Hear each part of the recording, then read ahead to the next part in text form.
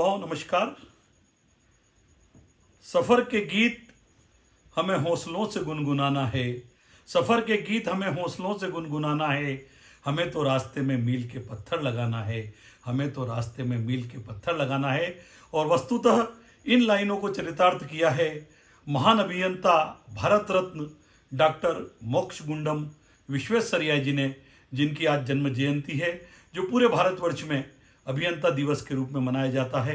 मैं उन्हें नमन करता हूँ, वंदन करता हूँ।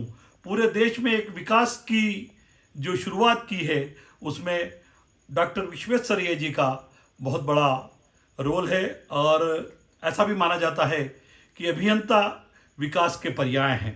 अभियंता अपनी कार्यशीलता, कर्मठता के लिए जाने जाते हैं।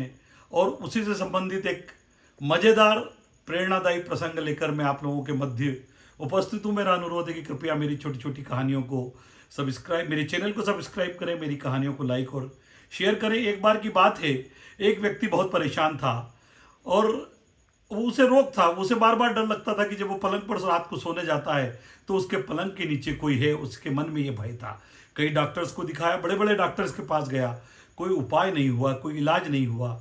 किसी ने कहा कि मनोवैज्ञानिक के पास जाओ, वो मनोचिकित्सक के पास जाओ, वो तुम्हारा इलाज कर देंगे। और वो नज़दीक के ही मनोचिकित्सक के पास गए। मनोचिकित्सक को पूरी समस्या बताई। मनोचिकित्सक ने कहा कि तुम चिंता मत करो, मैं तुम्हारी इस बीमारी का इलाज कर दूंगा।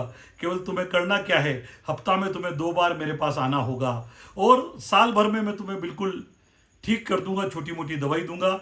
वह तैयार हो गया। उसने पूछा, सर आपका फीस क्या है? उन्होंने कहा तुम्हें 500 रुपया हर बार का देना होगा। उसने कहा ठीक है, क्योंकि बहुत परेशान था। वो वहाँ से यस कर चला गया। नज़दीक में ही वो मनोचिकित्सक रहते थे।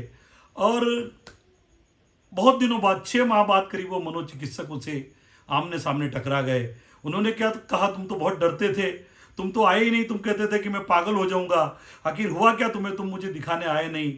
बोले नहीं साहब, मुझे ज़रूरत ही नहीं लगी। बोले क्या हुआ? बोले मेरे एक इंजीनियर साथी मिल गए थे, उन्होंने मेरा बहुत सस्ते में इलाज कर दिया। आप तो हफ्ता के 1000 रुपये मुझसे मांग रहे थे, उन्होंने तो केवल 150 रुपये में मेरा इलाज कर दिया। आप मुझे साल भर बुला रहे थे। मनोचिकित्सक को बड़ा आश्चर्य हुआ।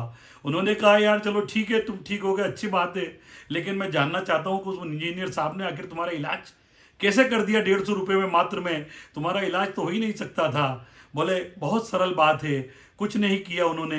एक कारपेंटर को लेकर आए और मेरे पलंग के चारों पायों को कटवा दिया।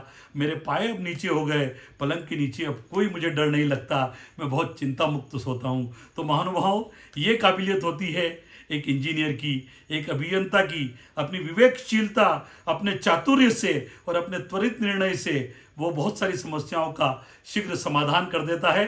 तो ऐसे मेरे सभी अभियंता साथियों को नमन करते हुए मैं ये प्रेरणादायी कहानी प्रस्तुत कर रहा हूँ।